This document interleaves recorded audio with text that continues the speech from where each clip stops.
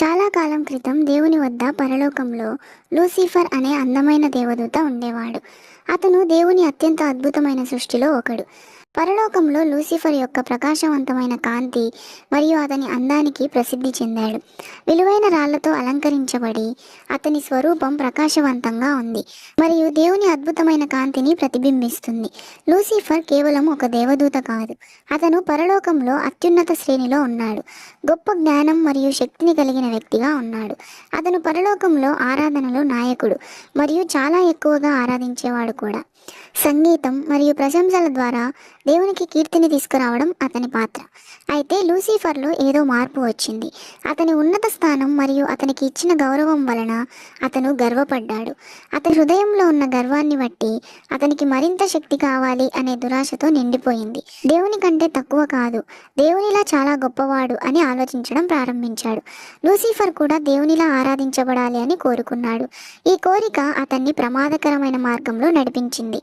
Lucifer యొక్క గర్వం తిరుగుబాటుగా మారింది. అతను పరలోకంలోని దేవదూతలలో 3వ వంతు మందిని తనతో చేరమని చెప్పి ఒప్పించాడు. దేవునికి వ్యతిరేకంగా తిరగడానికి మరియు అతనిని పడగొట్టడానికి ప్రయత్నించాడు. పరలోకంలో ఇది మొట్టమొదటి తిరుగుబాటు.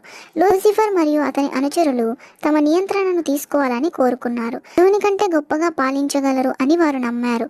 కానీ దేవుడు తన శక్తి మరియు న్యాయంతో తిరుగుబాటును విజయవంతం చేయలేకపోయాడు.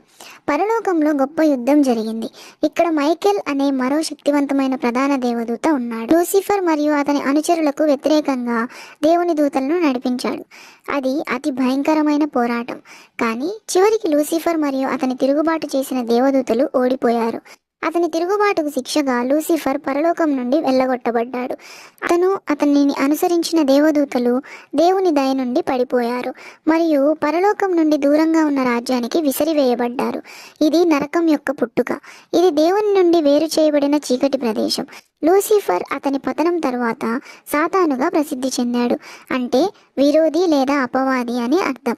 లూసిఫర్ మరియు అతని అనుచరులు ఇప్పుడు దేవదూతలు కారు, పడిపోయిన రాక్షసులు.